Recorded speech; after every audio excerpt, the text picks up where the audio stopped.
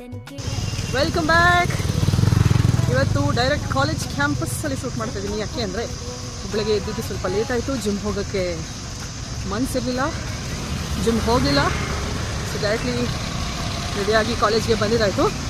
ತಿನ್ನಿ ಮಾಡಿ ಕ್ಲಾಸಸ್ಗೆ ಹೋಗೋಣ. ಇವತ್ತು ಫುಲ್ಲು ಬೆಂಡೆತ್ತು ಪ್ರೋಗ್ರಾಮ್ ಇದೆ, ಯಾಕಂದರೆ ಫಿಸಿಕಲ್ ಆ್ಯಕ್ಟಿವಿಟಿ ಇರುವಂಥ ಕ್ಲಾಸಸ್ ಜಾಸ್ತಿ ಇದೆ ಇವತ್ತು.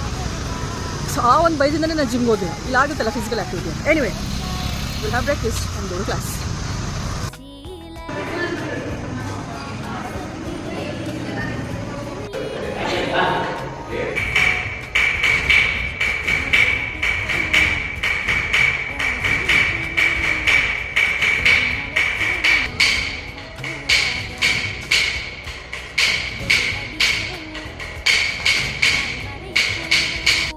ನಮ್ಮ ಕಾಲೇಜ್ ಪಕ್ಕದ ಡಿಪಾರ್ಟ್ಮೆಂಟಲ್ಲಿ ಎತ್ನಿಕ್ ಡೇ ಇತ್ತು. So food is provided here.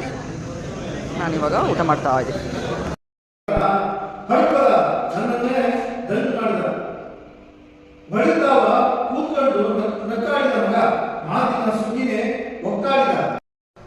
O God, masters degree ಅಂದರೆ ಜಸ್ಟ್ ಒಂದು 2 hours ಕ್ಲಾಸ್ ಇರುತ್ತೆ, ಮುಗಿಸ್ಕೊಂಡು ಹೋಗ್ಬೇಡ ಅಂತ ಅಂದ್ಕೊಂಡೆ. ನೋ ಇಂಪಾರ್ಟೆಂಟ್ ಕ್ಲಾಸಸ್ ಇರುತ್ತೆ.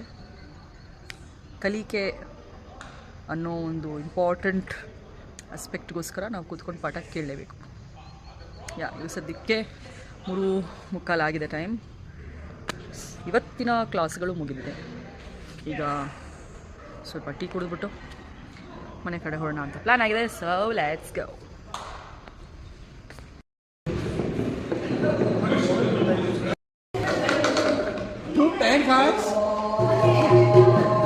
ಬಿಟ್ಬಿಡ್ತೀನಿ, ಕಂಟಿನ್ಯೂ ದ ವ್ಲಾಗ್.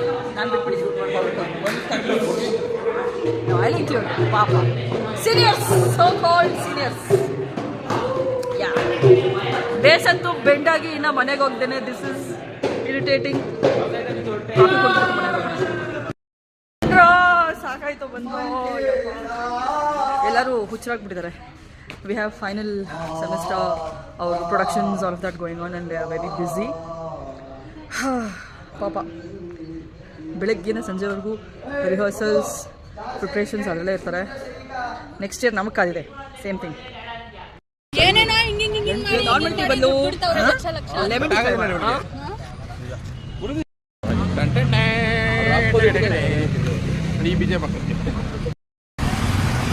ಸಮಯ 7 ಗಂಟೆ ಆಗಿದೆ. ನಾವೇನೋ ಮಾತಾಡಿಕೊಂಡು ವಿಚಾರಗಳು, ಜೀವನದ ವಿಚಾರಗಳು ಅವೆಲ್ಲ ಮಾತಾಡ್ಕೊಂಡು ಟೈಮ್ ಆಗೋದು. So that's it for today. Thank you so much for watching.